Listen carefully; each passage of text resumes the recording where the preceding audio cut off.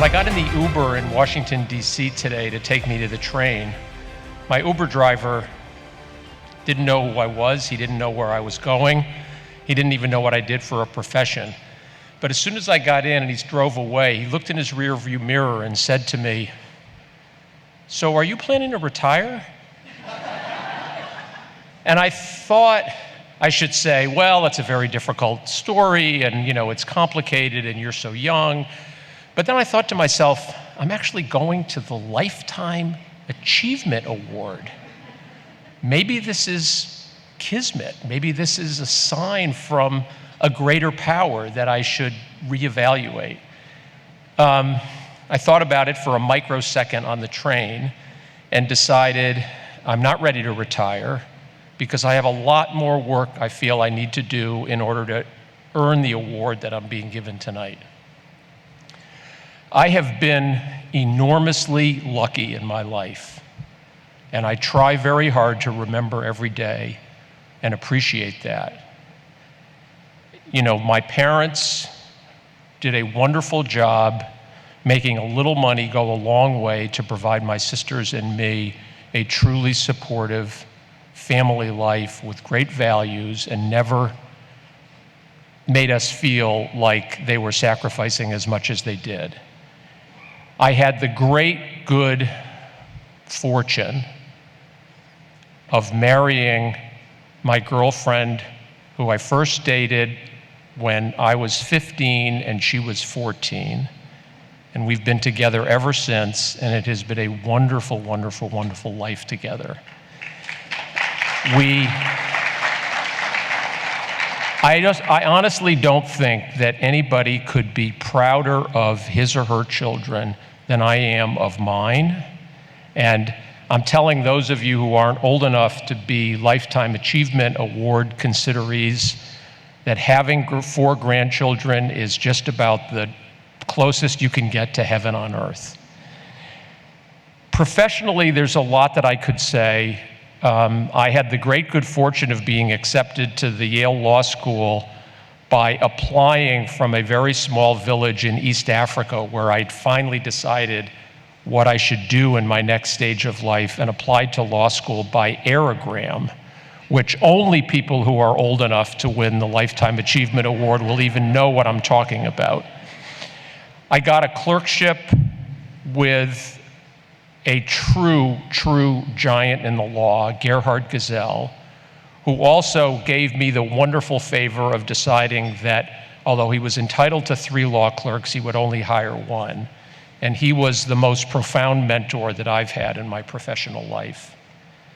I went to a small boutique law firm after thinking hard about going into the government, called Miller Cassidy, LaRocca and Lewin, where I joined my longtime and dear college friend, Jamie Gorelick, who preceded me by 3 years to this podium, and is once again my partner at WilmerHale, where I learned how to practice law and what it feels like to be in a place that is, as Kathleen said, joyous to practice law and joyous to revel in each other's accomplishments and successes and help each other through tough times.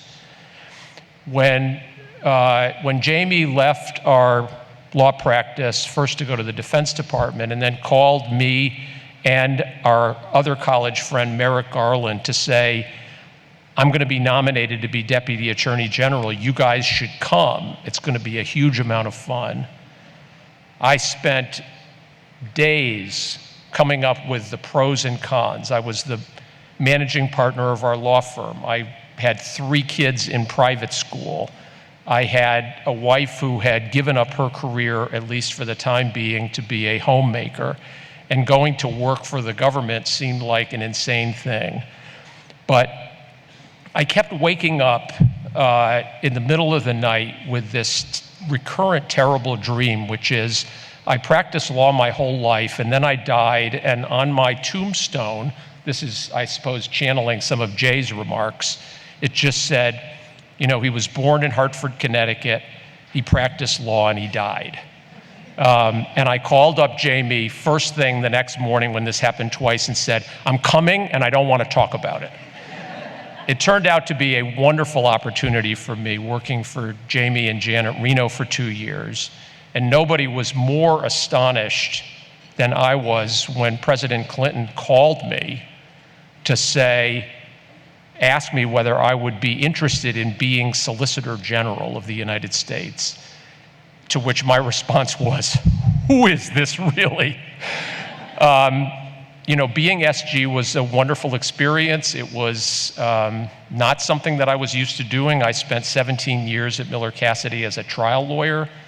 I'd argued a couple of appeals, and I'd argued one Supreme Court case in my life, and that was a case that I was appointed by the court to represent a convicted double murderer in a habeas corpus case.